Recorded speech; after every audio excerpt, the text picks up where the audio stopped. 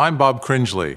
16 years ago, when I was making my television series Triumph of the Nerds, I interviewed Steve Jobs. That was in 1995. 10 years earlier, Steve had left Apple following a bruising struggle with John Sculley, the CEO he'd brought into the company. At the time of our interview, Steve was running Next, the niche computer company he founded after leaving Apple. Little did we know that within 18 months he would sell Next to Apple, and 6 months later, he'd be running the place. The way things work in television, we used only a part of that interview in the series, and for years we thought the interview was lost forever because the master tape went missing while being shipped from London to the US in the 1990s. Then just a few days ago, series director Paul Sen found a VHS copy of that interview in his garage. There are very few TV interviews with Steve Jobs, and almost no good ones. They rarely show the charisma, candor, and vision that this interview does. And so, to honor an amazing man, here's that interview in its entirety. Most of this has never been seen before. So, how did you get involved with personal computers? Well, I ran into my first computer when I was about 10 or 11. And it's hard to remember back then, but I'm an old fossil now. I'm an old fossil. So when I was 10 or 11, it was about 30 years ago. And no one had ever seen a computer. To the extent that they'd seen them in movies, and there were these big boxes with whirring, for some reason they fixated on the tape drives as being the icon of what the computer was, or flashing lights somehow. And so nobody had ever seen one. They're very mysterious, very powerful things that did something in the background. And so to see one and actually get to use one was a real privilege back then. And I got into NASA, Ames Research Center down here, and I got to use a time-sharing terminal. So I didn't actually see the computer, but I saw a time-sharing terminal. And in those days, again, it's hard to remember how primitive it was. There was no such thing as a computer with a graphics video display. It was literally a printer. It was a teletype printer with a keyboard on it. So you would keyboard these commands in, and then you would wait for a while, and then the thing would go and it would tell you something out. But even with that, it was still remarkable, especially for a 10-year-old, that you could write a program in BASIC, let's say, or Fortran, and actually this machine would sort of take your idea and it would sort of execute your idea and give you back some results. And if they were the results that you predicted, your program really worked. It was an incredibly thrilling experience. So I became very captivated by a computer. And a computer to me was still a little mysterious because it was at the other end of this wire, and I'd never really seen the actual computer itself. And then I got tours of computers after that and saw the insides. And then I was part of this group at Hewlett-Packard. When I was 12, I called up Bill Hewlett, who lived in Hewlett-Packard at the time. And again, this dates me, but there was no such thing as an unlisted telephone number then, so I could just look in the book and look his name up. And he answered the phone, and I said, "Hi, my name's Steve Jobs. You don't know me, but I'm 12 years old, and I'm building a frequency counter, and I'd like some spare parts." And so he talked to me for about 20 minutes. I'll never forget it as long as I live. And he gave me the parts, but he also gave me a job working at Hewlett-Packard that summer. And I was 12 years old. And that really made a remarkable influence on me. Hewlett-Packard was really the only company I'd ever seen in my life at that age. And it formed my view of what a company was and how well they treated their employees. At that time, I mean, they didn't know about cholesterol back then, but at that time they used to bring a big cart full of donuts and coffee out at 10 o'clock every morning. Everybody would take a coffee and donut break, and just little things like that. It was clear that the company the company recognized that its true value was its employees. So anyway, things led to things with Hewlett-Packard, and I started going up to their Palo Alto research labs every Tuesday night with a small group of people to meet some of their researchers and stuff. And I saw the first desktop computer ever made, which was the Hewlett-Packard 9100. It was about as big as a suitcase, but it actually had a small cathode ray tube display in it. and it was completely self-contained. There was no wire going off behind the curtain somewhere. And I fell in love with it. And you could program it in BASIC and APL. And I would just, for hours, you know, get a ride up to Hewlett-Packard and just hang around that machine and write programs for it. And so that was the early days. And I met Steve Wozniak around that time too, maybe a little earlier, when I was about 14, 15 years old. And we immediately hit it off. He was the first person I'd met that knew more about electronics than I did, and so I liked him a lot. And he was maybe 5 years older than I. He'd gone off to college and gotten kicked out for pulling pranks, and was living with his parents and going to the Deanne's of the local junior college. So we became fast friends and started doing projects together. We read about the story in Esquire magazine about this guy named Captain Crunch, who could supposedly make free telephone calls. You've heard about this, I'm sure. And we were captivated. How could anybody do this? And we thought it must be a hoax. And we started looking through the libraries, looking for the secret tones that would allow you to do this.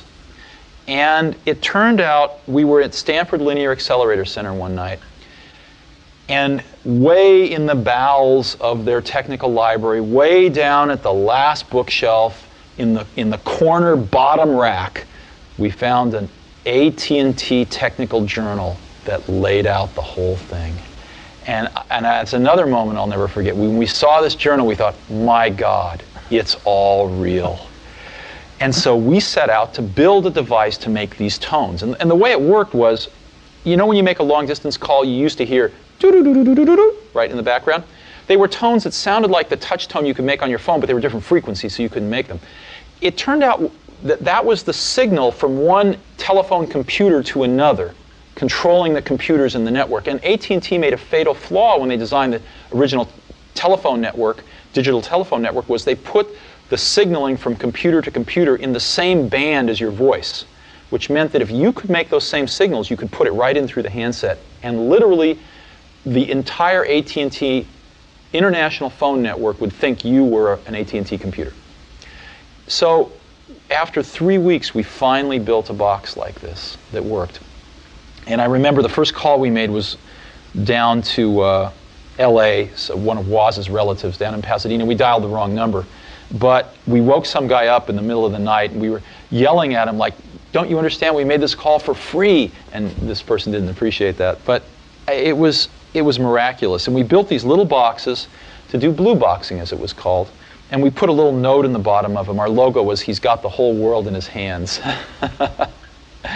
And they worked. We built the best blue box in the world. It was all digital, no adjustments. And so you could go up to a payphone and you could, you know, take a trunk over to White Plains and then take a satellite over to Europe and then go to Turkey, take a cable back to Atlanta, you know, and you could go around the world. You could go around the world 5 or 6 times because we learned all the codes for how to get on the satellites and stuff. And then you could call the payphone next door, and so you could shout in the phone, and after about a minute it would come out the other phone. It was miraculous. And you might ask, well, what's so interesting about that? What's so interesting is that we were young, and what we learned was that we could build something ourselves that could control billions of dollars worth of infrastructure in the world. That was what we learned, was that us two, you know, we didn't know much, we could build a little thing that could control a giant thing. And that was an incredible lesson. I don't think there would have ever been an Apple computer had there not been blue boxing. Well, I said you called the Pope. Yeah, we did call the Pope. He pretended to be Henry Kissinger. And we got the number of the Vatican, and we called the Pope. And they started waking people up in the hierarchy, you know, I don't know, cardinals and this and that. And they actually sent someone to wake up the Pope. When finally we just burst out laughing and they realized that we weren't Henry Kissinger. And so we never got to talk to the Pope, but it was very funny. So the jump from blue boxes to personal computers, what sparked that? Well, Necessity, in the sense that there was time-sharing computers available, and there was a time-sharing company in Mountain View that we could get free time on. So, but we needed a terminal, and we couldn't afford one, so we designed and built one. And that was the first thing we ever did. We built this terminal. And so what an Apple I was really an extension of this terminal, putting a microprocessor on the back end. That's what it was. It was really kind of two separate projects put together. So first we built the terminal, and then we built the Apple I. And we really built it for ourselves because we couldn't afford to buy anything. And we'd scavenge parts here and there and stuff. And we build these all by hand. I mean, they'd take, 40 to 80 hours to build one, and then they'd always be breaking because there's all these tiny little wires. And so it turned out a lot of our friends wanted to build them too. And although they could scavenge most of the parts as well, they didn't have the sort of skills to build them that we had acquired by training ourselves through building them. And so we ended up helping them build most of their computers, and it was really taking up all of our time. And we thought, if we could make what's called a printed circuit board, which is a piece of fiberglass with copper on both sides that's etched to form the wires, so that you could build a computer, you could build an Apple I in a few hours instead of 40 hours. If we only had one of those, we could sell them to all our friends for, as much as it cost us to make them and make our money back, and everybody be happy, and we'd say, we get a life again. So we did that. I sold my Volkswagen bus, and Steve sold his calculator, and we got enough money to pay a friend of ours to make the artwork to make a printed circuit board. And we made some printed circuit boards, and we sold some to our friends. And I was trying to sell the rest of them so that we could get our microbus and calculator back. And I walked into the first computer store in the world, which was the Byte Shop of Mountain View, I think, on El Camino. It metamorphosized into an adult bookstore a few years later. But at this point, it was the Byte Shop. And the person that ran that, I think his name was Paul Terrell, he said, I'll take 50 of those. I said, this is great. He said, but I want them fully assembled. We'd never thought of this before. So we then kicked this around. We thought, why not? Why not try this? And so I spent the next several days on the phone talking with electronics parts distributors. We didn't know what we were doing. And we said, look, here's the parts we need. We figured we'd buy 100 sets of parts, build 50, sell them to the Byte Shop for twice what it cost us to build them, therefore paying for the whole 100, and then we'd have 50 left, and we could make our profits by selling those. So we convinced these distributors to give us the parts on net 30 days credit. We had no idea what that meant. Net 30, sure, sign here. And so we had 30 days to pay them. And so we bought the parts, we built the products, and we sold 50 of them to the Byte Shop in Palo Alto and got paid in 29 days, and then went and paid off the parts people in 30 days. And so we were in business. But we had the classic Marxian profit realization crisis in that our profit wasn't in a liquid currency, our profit was in 50 computers sitting in the corner. So then all of a sudden we had to think, wow, how are we going to realize our profit? And so we started thinking about distribution. Are there any other computer stores? And we started calling the other computer stores that we'd heard of across the country, and we just kind of eased into business that way. The third key figure in the creation of Apple was former Intel executive Mike Markkula. I asked Steve how he came aboard. We were designing the Apple II, and we really had some much higher ambitions for the Apple II. Woz's ambitions were he wanted to add color graphics. My ambition was that it was very clear to me that while there were a bunch of hardware hobbyists that could assemble their own computers, or at least take our board and add the transformers for the power supply and the case and the keyboard and go get et cetera, go get the rest of the stuff. For every one of those, there were 1,000 people that couldn't do that but wanted to mess around with programming. Software hobbyists. Just like I had been when I was, 10, discovering that computer. And so my dream for the Apple II was to sell the first real packaged computer, packaged personal computer, where you didn't have to be a hardware hobbyist at all. And so combining both of those dreams, we actually designed the product. And I found a designer and we designed the packaging and everything. And we wanted to make it out of plastic and we had the whole thing ready to go, but we needed some money for tooling the case and things like that. We needed a few $100,000. And this was way beyond our means. So I went looking for some venture capital. And I ran across one venture capitalist named Don Valentine who came over to the garage, and he later said I looked like a renegade from the human race. That was his famous quote. And he said he wasn't willing to invest in us, but he recommended a few people that might, and one of them was Mike Markkula. So I called Mike on the phone, and Mike came over, and Mike had retired at about 30 or 31 from Intel. He was a product manager there and gotten a little bit of stock and made like $1 million on stock options, which at that time was quite a lot of money. And he'd been investing in oil and gas deals and kind of staying home and doing that sort of thing. And he, I think, was kind of antsy to get back into something. And Mike and I hit it off very well. And so Mike said, okay, I'll invest after a few weeks. And I said, no, we don't want your money, we want you. So we convinced Mike to actually throw in with us as an equal partner.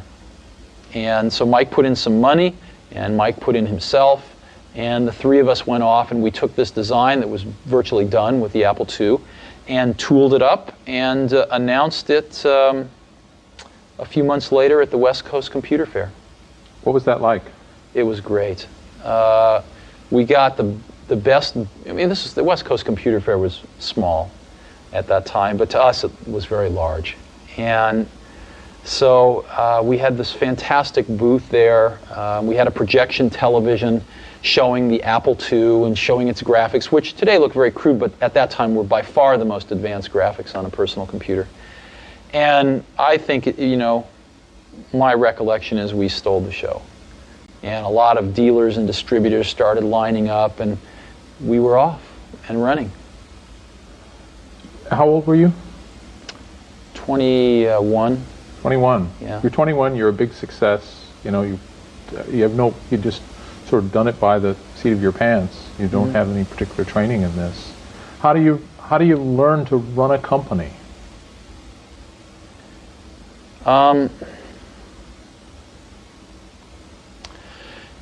Throughout the years in business, I found something, which was I'd always ask why you do things. And the answers you invariably get are, oh, that's just the way it's done. Nobody knows why they do what they do. Nobody thinks about things very deeply in business. That's what I found. I'll give you an example. When we were building our Apple I's in the garage, we knew exactly what they cost. When we got into a factory in the Apple II days, the accounting had this notion of a standard cost, where you'd kind of set a standard cost and then at the end of a quarter you'd adjust it with a variance. And I kept asking, well, why do we do this? And the answer was, well, that's just the way it's done. And after about 6 months of digging into this, what I realized was the reason you do it is because you don't really have good enough controls to know how much it costs, so you guess, and then you fix your guess at the end of the quarter. And the reason you don't know how much it costs is because your information systems aren't good enough. So, but nobody said it that way. And so later on, when we designed this automated factory for Macintosh, we were able to get rid of a lot of these antiquated concepts and know exactly what something cost to the second. So in business, a lot of things are, I call it folklore. They're done because they were done yesterday and the day before. And so what that means is if you're willing to sort of ask a lot of questions and think about things and work really hard, you can learn business pretty fast. It's not the hardest thing in the world. It's not rocket science. It's not rocket science, no. Now, when you were first coming in contact with these computers, inventing them, and before that working on the HP 9100, we talk about writing programs. Mm-hmm. What sort of programs? What do people actually do with these things? See, what we did with them, well, I'll give you a simple example. When we were designing our Blue Box, we wrote a lot of custom programs to help us design it. you know, and to do a lot of the dog work for us in terms of calculating master frequencies with subdivisors to get other frequencies and things like that. We used the computer quite a bit to calculate, you know, how much error we would get in the frequencies and how much could be tolerated. So we used them in our work, but much more importantly, it had nothing to do with using them for anything practical. It had to do with using them to be a mirror of your thought process, to actually learn how to think. In other words, I think the greatest value of learning how to, I think everybody in this country should learn how to program a computer, should learn a computer language, because it teaches you how to think. It's like going to law school. I don't think anybody should be a lawyer, but I think going to law school would actually be useful because it teaches you how to think in a certain way, in the same way that computer programming teaches you in a slightly different way how to think. And so I view computer science as a liberal art. It should be something that everybody takes a year in their life. One of the courses they take is, you know, learning how to program. Yeah, but I learned APL, which, you know, obviously is part of the reason why I'm going through life sideways. Well, was it you look back and consider it an enriching experience that taught you to think in a different way, or not? No, not that particularly. Okay. Not other languages, perhaps more so. Yeah. But I started with APL. Uh-huh. I mean, obviously, the Apple II was a terrific success. Yeah. Just incredibly so. And the company grew like Topsy, and eventually went public, and you guys got really rich. What's it like to get rich? It's very interesting. I was worth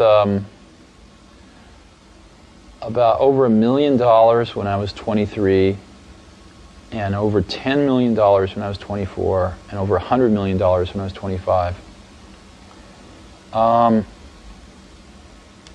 And it wasn't that important because I never did it for the money.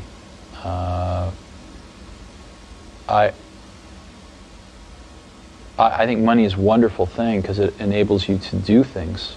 It enables you to invest in ideas that don't have a short-term payback and things like that. But especially at that point in my life, it was not the most important thing. The most important thing was the company, the people, the products we were making, what we were going to enable people to do with these products. So I didn't think about it a great deal. You know, I never sold any stock, and just really believed that the company would do very well over the long term.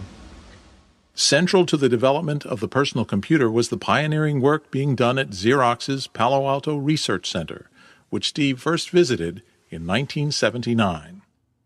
I had 3 or 4 people who kept bugging me that I ought to get my rear over to Xerox PARC and see what they were doing. And so I finally did. I went over there, and they were very kind, and they showed me what they were working on. And they showed me really 3 things.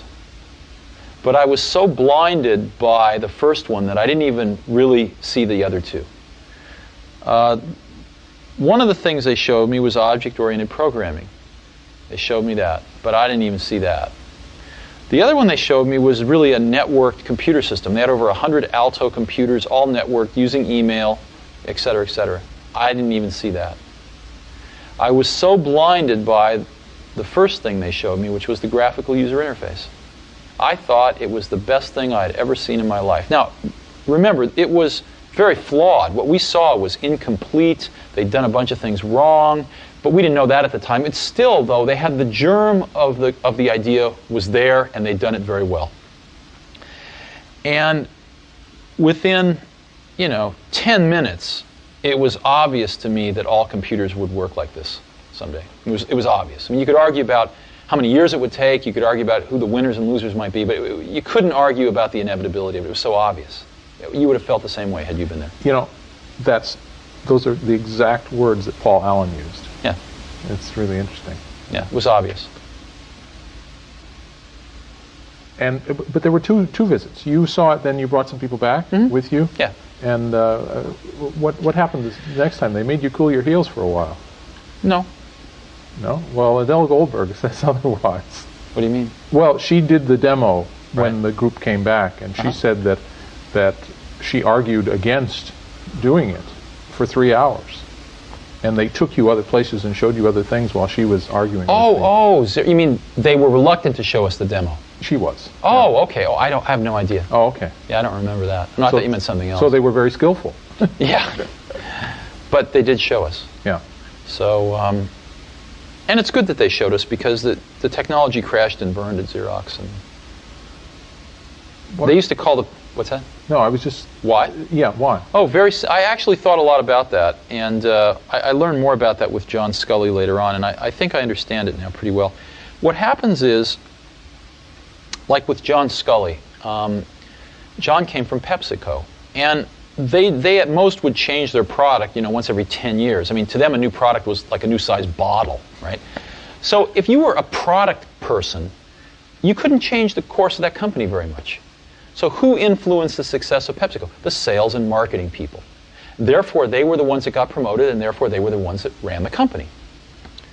Well, for PepsiCo, that might have been okay, but it turns out the same thing can happen in technology companies that get monopolies, like, IBM and Xerox. If you were a product person at IBM or Xerox, so you make a better copy or a better computer. So what? When you have a monopoly market share, the company's not any more successful. So the people that can make the company more successful are sales and marketing people. And they end up running the companies. And the product people get driven out of the decision-making forums. And the companies forget what it means to make great products. Sort of the product sensibility and the product genius that brought them to that monopolistic position gets rotted out by people running these companies who have no conception of a good product versus a bad product. They have no conception of the craftsmanship that's required to take a good idea and turn it into a good product. And they really have no feeling in their hearts, usually, about wanting to really help the customers. So that's what happened at Xerox. The people at Xerox PARC used to call the people that ran Xerox toner heads. And these toner heads would come out to Xerox PARC, and they just had no clue about what they were seeing. And for our audience, toner is what? Oh, toner. Toner is what you put into a copier. Yeah, the toner that you add to an industrial copier. The black stuff. The black stuff, yeah. So basically they were copier heads that just had no clue about a computer or what it could do. And so they just grabbed defeat from the greatest victory in the computer industry. Xerox could have owned the entire computer industry today. Could have been, a company 10 times its size. Could have been IBM. Could have been the IBM of the 90s. Could have been the Microsoft of the 90s. So, but anyway, that's all ancient history. It doesn't really matter anymore. Sure. You mentioned IBM. When IBM entered the market, was that a daunting thing for you at Apple? Oh, sure. I mean, here was Apple, a $1 billion company, and here was IBM at that time, probably about a 30-some-odd billion-dollar company entering the market. Sure it was. It was very scary. We made a very big mistake, though. IBM's first product was terrible. It was really bad. And we made a mistake of not realizing that a lot of other people had a very strong vested interest in helping IBM make it better. So if it had just been up to IBM, they would have crashed and burned. But IBM did have I think, a genius in their approach, which was to have a lot of other people have a vested interest in their success. And that's what saved them in the end. So you came back from visiting Xerox PARC with a vision. Mm-hmm. And how did you implement the vision? Well, I got our best people together and started to get them working on this. The problem was that we'd hired a bunch of people from Hewlett-Packard. And they didn't get this idea. They didn't get it. I remember having dramatic arguments with some of these people who thought the coolest thing in user interface was soft keys at the bottom of a screen, They had no concept of proportionally spaced fonts, no concept of a mouse. Matter of fact, I remember arguing with these folks, people screaming at me that it would take us 5 years to engineer a mouse and it would cost $300 to build. And I finally got fed up. I just went outside and found David Kelly Design and asked him to design me a mouse. And in 90 days, we had a mouse we could build for $15 that was phenomenally reliable. So I found that, in a way, Apple Apple did not have the caliber of people that was necessary to seize this idea in many ways. And there was a core team that did, but there was a larger team that mostly had come from Hewlett-Packard that didn't have a clue. Well, it becomes this issue of professionalism. There's a dark side and a light side to it, isn't there? Well, no, you know what it is? No, it's not dark and light. It's that people get confused.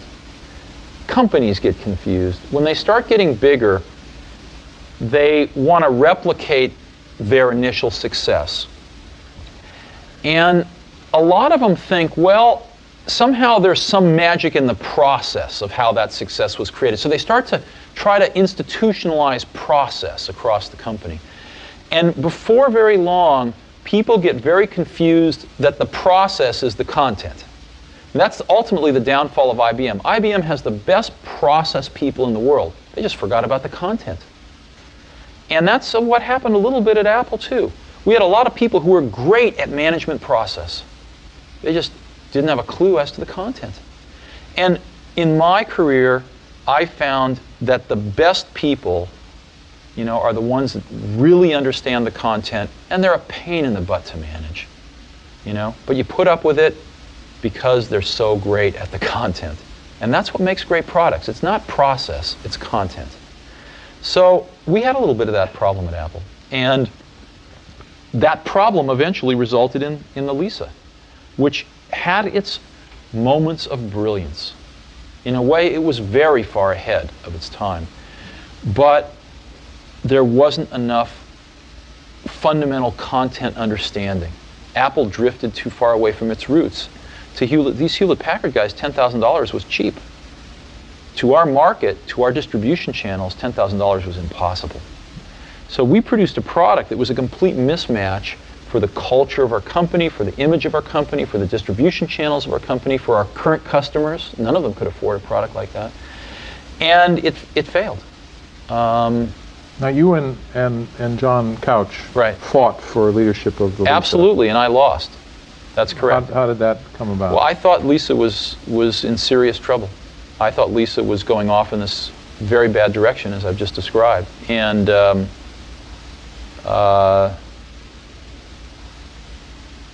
I could not convince enough people in the senior management of Apple that that was the case.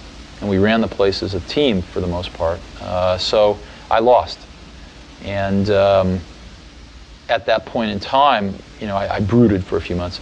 But it was not very long after that it really occurred to me that if we didn't do something here, the Apple II was running out of gas.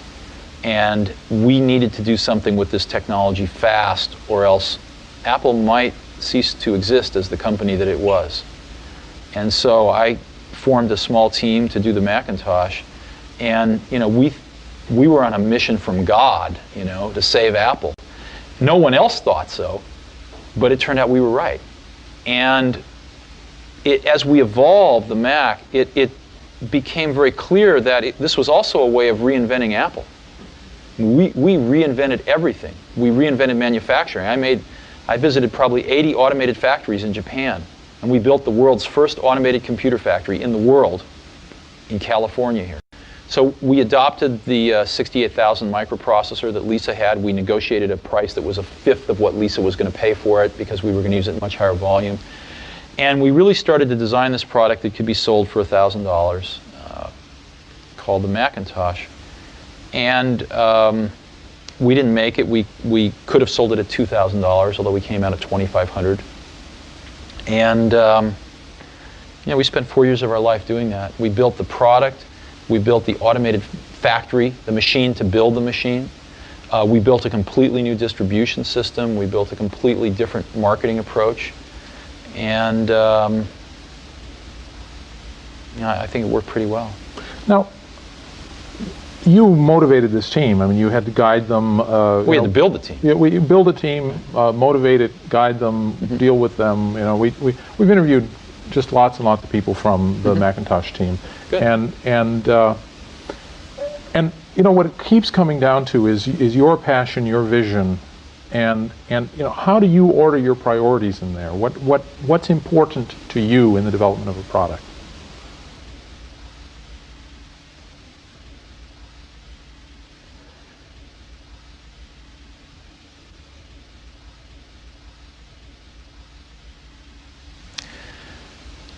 You know,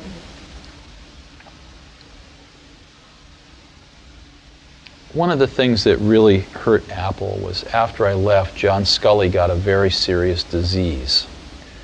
And that disease, I've seen other people get it too. It's the disease of thinking that a really great idea is 90% of the work. And that if you just tell all these other people, you know, here's this great idea, then of course they can go off and make it happen.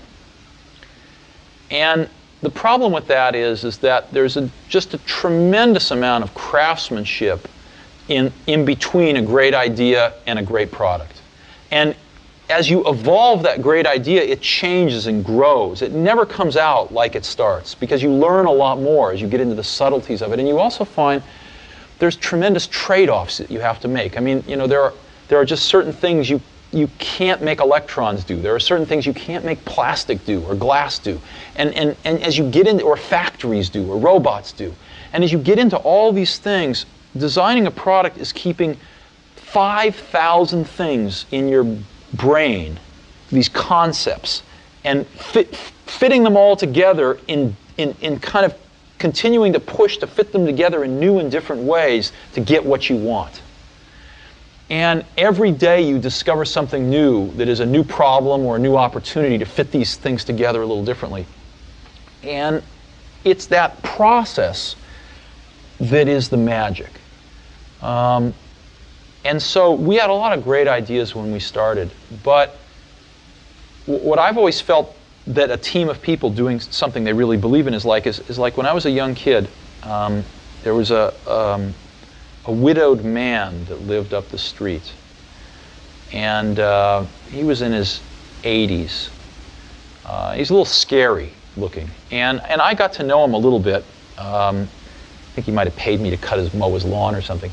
And one day he said, "Come on into my garage, I want to show you something." And he pulled out this dusty old rock tumbler. And it was a motor and a coffee can and a little, you know, band between them. And he said, "Come on with me." We went out to the back and we got some rocks, some regular old ugly rocks.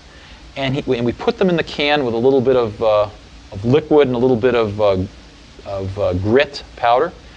And we closed the can up and he turned this motor on. He said, "Come back tomorrow." And his can was making a racket as the stones went around.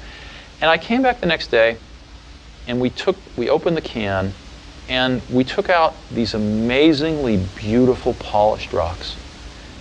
The same common stones that had gone in through rubbing against each other like this, creating a little bit of friction, creating a little bit of noise, had come out these beautiful polished rocks. And that's always been in my mind my metaphor for a team working really hard on something they're passionate about, is that it's through the team, through that group of incredibly talented people bumping up against each other, having arguments, having fights sometimes, making some noise, and working together, they polish each other. And they polish the ideas, and what comes out are these really beautiful stones. Yeah. So it's hard to explain, and it's certainly not the result of one person. I mean, people like symbols, so I'm the symbol of certain things, but it really was a team effort on the Mac. Now, in my life, I observed something fairly early on at Apple, which I didn't know how to explain it then, but I've thought a lot about it since. Most things in life, the dynamic range between average and the best is at most 2 to 1. Right? Like if you go to New York City and you get an average taxi cab driver versus the best taxi cab driver, you're probably going to get to your destination with the best taxi cab maybe 30% faster. In an automobile, what's the difference between an average and the best? Maybe, 20%. The best CD player and an average CD player, 20%. So 2 to 1 is a big, big dynamic range in most of life. In software, and it used to be the case in hardware too, the difference between average and the best is 50 to 1, maybe 100 to 1. Easy. Okay? Yeah. Very few things in life are like this, but what I was lucky enough to spend my life in is like this. And so I've built a lot of my success off finding these truly gifted people and not settling for B and C players, but really going for the A players. And I found something.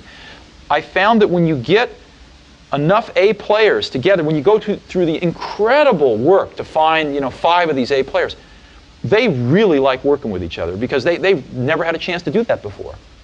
And they don't want to work with B and C players, and so it becomes self-policing, and they only want to hire more A players. And so you build up these pockets of A players, and it propagates. And that's what the Mac team was like. They were all A players. And these were extraordinarily talented people. So. But there are also people who now say that they don't have the energy anymore to work for you. Mm-hmm. Sure. Oh, I think if you talk to a lot of people on the Mac team, they will tell you it was the hardest they've ever worked in their life. Some of them will tell you it was the happiest they've ever been in their life. But I think all of them will tell you that it is certainly one of the most intense and cherished experiences they will ever have in their life. Mm-hmm. Yeah, they did. So, it's some of those things you are not sustainable for some people. What does it mean when you tell someone their work is shit? It usually means their work is shit. Sometimes it means I think your work is shit and I'm wrong. But usually it means their work is not anywhere near good enough. We have this great quote from Bill Atkinson who says, when you say someone's work is shit, you really mean, I don't quite understand it, would you please explain it to me? No, that's not usually what I meant.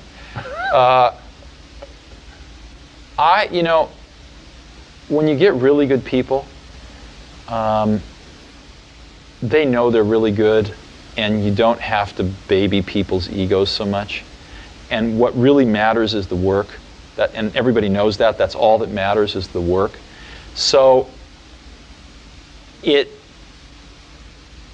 people are being counted on to do specific pieces of the puzzle. And the most important thing I think you can do for somebody who's really good and who's really being counted on is to point out to them when their work isn't good enough. And to do it very clearly and to articulate why and to get them back on track. And you need to do that in a way that does not call into question your confidence in their abilities, but leaves not too much room for interpretation that it's the work that they have done for this particular thing is not good enough to support the goal of the team. And that's a hard thing to do. And I've always taken a very direct approach.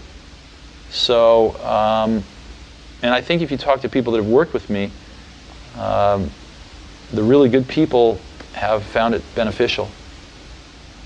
Some people have hated it, But, and I'm also one of these people that I don't really care about being right, I just care about success. So you'll find a lot of people that will tell you that I had a very strong opinion, and they, presented evidence to the contrary, and 5 minutes later I completely changed my mind. Because I'm like that. I don't mind being wrong. And I'll admit that I'm wrong a lot. It doesn't really matter to me too much. What matters to me is that we do the right thing. So how and why did Apple get into desktop publishing, which would become the Mac's killer app? I don't know if you know this, but we got the first Canon laser printer engine shipped in the United States at Apple. And we had it hooked up to a Lisa actually imaging pages before anybody. Before HP, long before Adobe. But I heard a few times people would tell me, hey, there's these guys over in this garage that left Xerox PARC, you ought to go see them. And I finally went and saw them, and I saw what they were doing, and it was better than what we were doing. And they were going to be a hardware company. They wanted to make printers and the whole thing.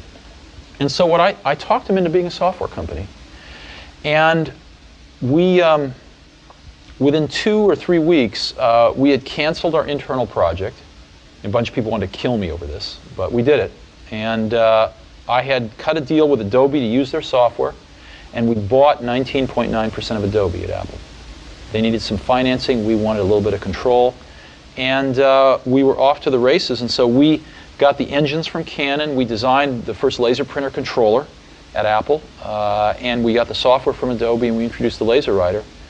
And no one at the company wanted to do it but a few of us in the Mac group. Everybody thought a $7,000 printer was crazy. What they didn't understand was you could share it with Apple Talk. I mean, they understood it intellectually, but they didn't understand it viscerally, because the last really expensive thing we tried to sell was Lisa.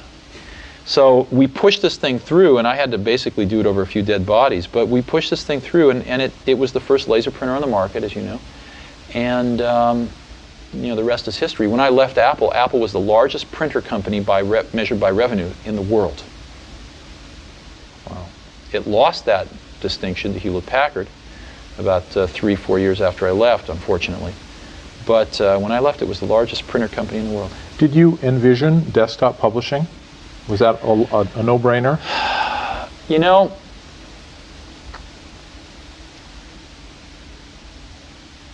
yes, but we also envisioned really the networked office. Mm-hmm. And so in January of 1995, when we had our annual meeting and introduced our new products, I made probably the largest marketing blunder of my career. 1985. 1985, sorry. Yeah. Made probably the largest marketing blunder of my career by announcing the Macintosh Office instead of just desktop publishing. Mm. And we had desktop publishing as a major component of that, but we announced a bunch of other stuff as well, and I think we should have just focused on desktop publishing at that time. After serious disagreements with Apple's CEO John Sculley, Steve left the company in 1985.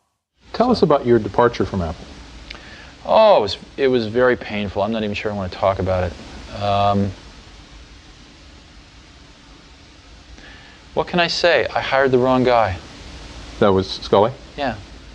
And he destroyed everything I'd spent 10 years working for. Starting with me, but that wasn't the saddest part. I would have gladly left Apple if Apple would have turned out like I'd wanted it to. He basically got on a rocket ship that was about to leave the pad, and the rocket ship left the pad, and it kind of went to his head. He got confused and thought that he built the rocket ship. And then he kind of sort of changed the trajectory so that it was inevitably going to crash into the ground. Well, it was always in the pre-Macintosh days and the early Macintosh days, it was always the Steve and John show. You know, you two were kind of joined at the hip for a while there.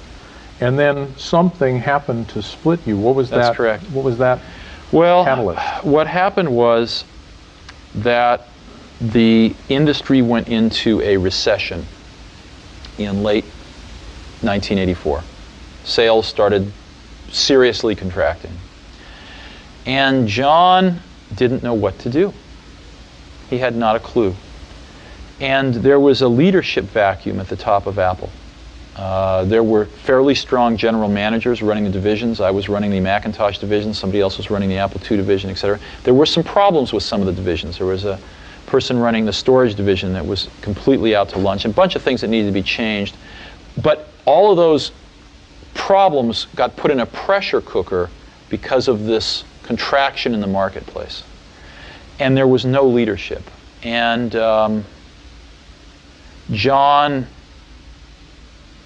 was in a situation where the board was not happy and where he was probably not long for the company. And one thing I did not ever see about John until that time was he had an incredible survival instinct. Somebody once told me this guy didn't get to be this, the president of PepsiCo without these kinds of instincts, and it was true. And John decided that a really good person to be the root of all these problems would be me. And so we came to loggerheads. And John had cultivated a very close relationship with the board. And they believed him. So that's what happened. So there were competing visions for the company. Oh, clearly. And well, not so much competing visions for the company, because I don't think John had a vision for the company. well, I guess I'm asking, what was your vision that that lost out in this instance? It wasn't an issue of vision. It was an issue of execution, in the sense that my belief was that Apple needed much stronger leadership to sort of unite these various factions that we created with the divisions, that the Macintosh was the future of Apple, that we needed to rein back expenses dramatically in the Apple II area, that we needed to be spending very heavily in the Macintosh area, things like that. And John's vision was that he should remain the CEO of the company, and anything that would help him do that would be acceptable. So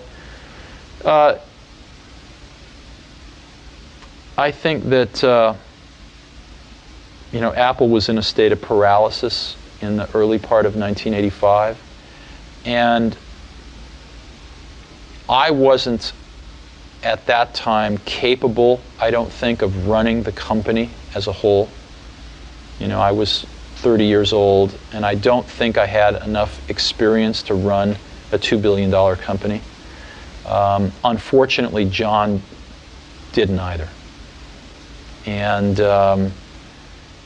so anyway, I was told in no uncertain terms that there was no job for me.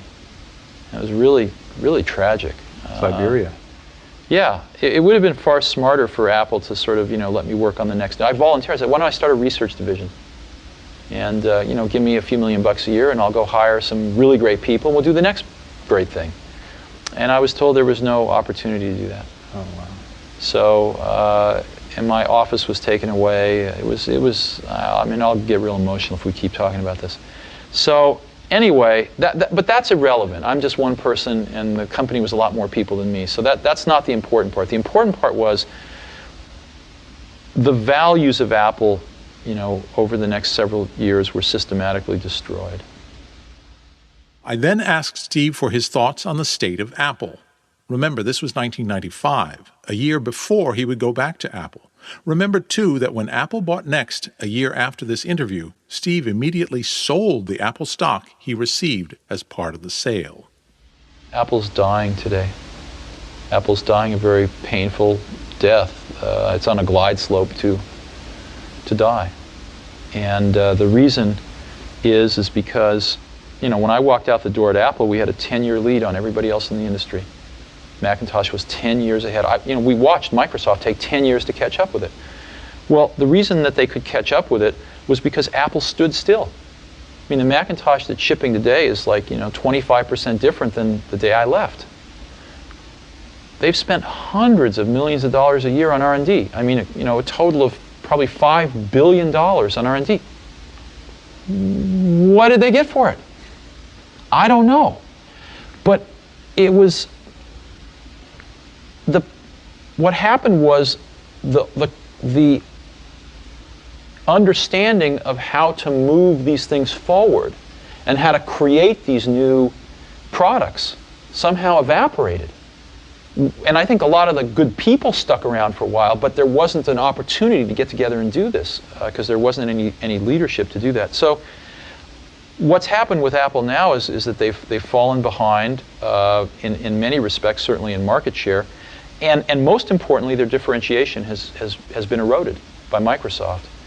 And so what they have now is they have their installed base, which is not growing and which is shrinking slowly, but will provide a good revenue stream for several years. But it's a glide slope that's just going to go like this. Yeah. So it's unfortunate. And I don't really think it's reversible at this point in time. That's why. Well, what about Microsoft? I mean, that's the juggernaut now, right? And it's it's a kind of a Ford LTD going into the future. It's definitely not a Cadillac. It's not a BMW. It's just what's going on there? How did those guys do that? Well, Microsoft's orbit was made possible by a Saturn V booster called IBM. And I know Bill would get upset with me for saying this, but of course it was true. And much to Bill and Microsoft's credit, they used that fantastic opportunity to create more opportunity for themselves. Most people don't remember, but until 1984 with the Mac, Microsoft was not in the applications business. It was dominated by Lotus. And Microsoft took a big gamble to write for the Mac. And they came out with applications that were terrible. But they kept at it, and they made them better, and eventually they dominated the Macintosh application market, and then used a springboard of Windows to get into the PC market with those same applications. And now they dominate the applications in the PC space too. So they have two characteristics. I think they're very strong opportunists, and I don't mean that in a bad way. And two, they're like the Japanese. They just keep on coming. Now, they were able to do that because of the revenue stream from the IBM deal. But nonetheless, they made the most of it, and I give them a lot of credit for that. The only problem with Microsoft is they just have no taste. They have absolutely no taste, and what that means is, I don't mean that in a small way, I mean that in a big way, in the sense that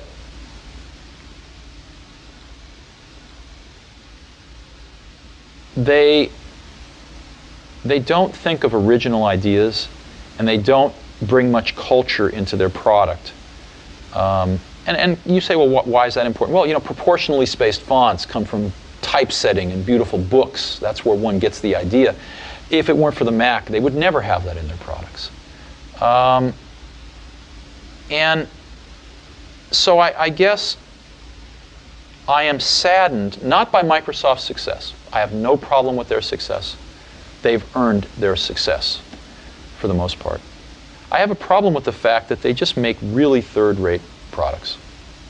Their products have no spirit to them. Their products have no sort of spirit of enlightenment about them.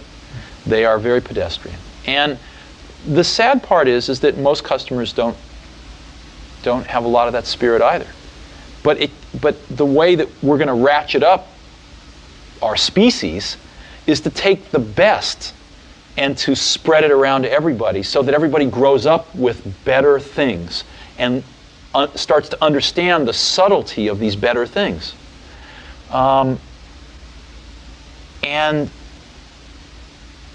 Microsoft's just, you know, it's McDonald's.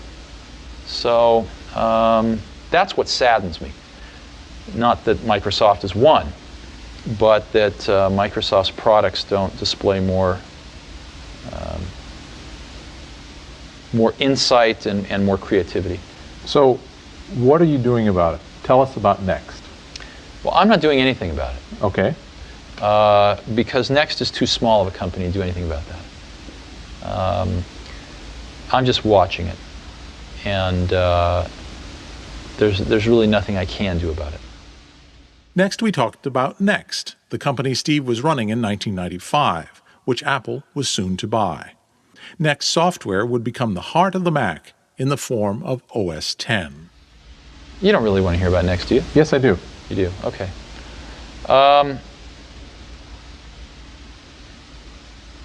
Well, maybe the best thing, since we don't have much time, is I can just tell you what Next is today.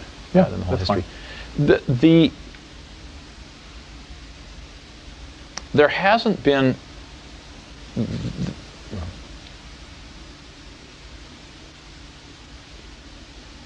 clearly the innovation in the computer industry is happening in software right now. And there hasn't been a revolution in how we create software in a long, sorry. The innovation in the industry is in software, and there hasn't ever been a real revolution in how we created software, certainly not in the last 20 years. As a matter of fact, it's gotten worse. While the Macintosh was a revolution for the end user to make it easier to use, it was the opposite for the developer. The developer paid the price, and software got much more complicated to write as it became easier to use for the end user. So, software is infiltrating everything we do these days. in businesses, software is one of the most potent competitive weapons. I mean, the most successful business war was friends and family, MCI's friends and family, in the last 10 years. And what was that? It was a brilliant idea, and it was custom billing software. AT&T didn't respond for 18 months, yielding billions of dollars worth of market share to MCI, not because they were stupid, but because they couldn't get the billing software done. So in ways like that, and in smaller ways, software is becoming an incredible force in this world. To provide new goods and services to people, whether it's over the internet or what have you, software is going to be a major enabler in our society. We have taken another one of those brilliant original ideas at Xerox PARC that I saw in 1979, but didn't see really clearly then, called object-oriented technology. And we have perfected it and commercialized it here and become the biggest supplier of it to the market. And this object technology lets you build software 10 times faster, and it's better. And so that's what we do. And we've got a small to medium-sized business. I mean, we're the largest supplier of objects, but we're a $50 to $75 million company. Got about 300 people, and that's what we do. And the end of the third show actually is the one moment where we do look into the future, because Channel 4 has asked us to do that. Sure. And so what's your vision of 10 years from now with this technology that you're developing? Well, I think the internet and the web, there are two exciting things happening in software and in computing today. I think one is objects, but the other one is the web. The web is incredibly exciting because it is the fulfillment of a lot of our dreams that the computer would ultimately not be primarily a device for computation, but metamorphosize into a device for communication. And with the web, that's finally happening. And secondly, it's exciting because Microsoft doesn't own it, and therefore there's a tremendous amount of innovation happening. So I think that the web is going to be profound in what it does to our society. As you know, about 15% of the goods and services in the US are sold via catalogs or over the television. All that's going to go on the web and more. Billions and billions, soon tens of billions of dollars worth of goods and services are going to be sold on the web. If you could, a way to think about it is the ultimate direct-to-customer distribution channel. Another way to think about it is the smallest company in the world can look as large as the largest company in the world on the web. So I guess I think the web, as we look back 10 years from now, the web is going to be the defining technology, the defining social moment for computing. And I think it's going to be huge. I think it's breathed a whole new generation of life into personal computing. And I think it's going to be huge. Yeah. And you're making software that... Oh, absolutely, but so is everybody. I mean, just forget about what we're doing. Just as an industry, the web is going to open a whole new door to this industry. Yeah. It's another one of those things that it's obvious once it happens. But 5 years ago, who would have guessed? Right. That's right. Yeah. Isn't this a wonderful place we live in? I was keen to know about Steve's passion. What drove him? I read an article when I was very young in Scientific American, and it measured the efficiency of locomotion for various species on the planet. So for, bears and chimpanzees and raccoons and birds and fish, how many kilocalories per kilometer did they spend to move? And humans were measured too. And the condor won. It was the most efficient. And mankind, the crown of creation, came in with a rather unimpressive showing about a third of the way down the list. But somebody there had the brilliance to test a human riding a bicycle. Blew away the condor, all the way off the charts. And I remember this really had an impact on me. I really remember this, that humans are tool builders, and we build tools that can dramatically amplify our innate human abilities. And to me, we actually ran an ad like this very early at Apple, that the personal computer was the bicycle of the mind. And I believe that with every bone in my body, that of all the inventions of humans, the computer is going to rank near, if not at the top, as history unfolds and we look back. And it is the most awesome tool that we have ever invented. And I feel incredibly lucky to be at exactly the right place in Silicon Valley, at exactly the right time historically, where this invention has taken form. And as you know, when you set a vector off in space, if you can change its direction a little bit at the beginning, it's dramatic when it gets a few miles out in space. I feel we are still really at the beginning of that vector. And if we can nudge it in the right directions, it will be a much better thing as it progresses on. And I look, you know, I think we've had a chance to do that a few times. And it brings, I think, all of us associated with it tremendous satisfaction. But how do you know what's the right direction?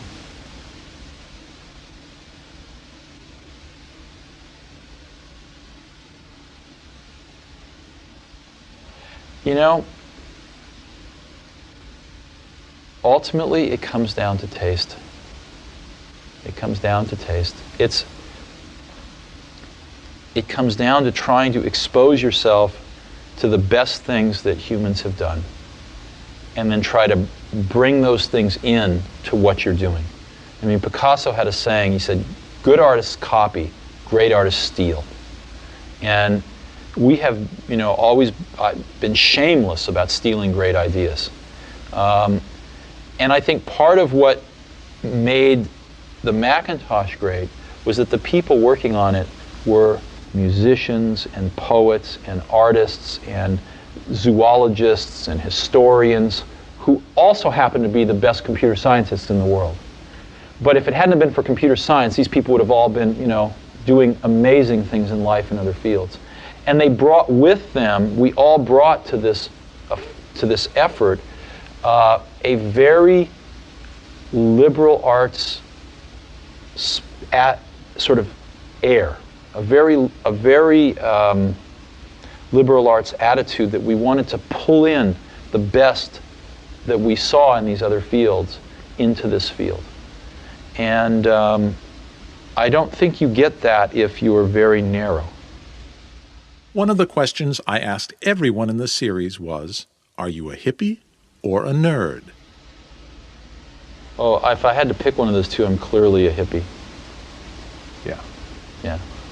Okay, that in 30 and seconds. All the people I work with were clearly in that category too.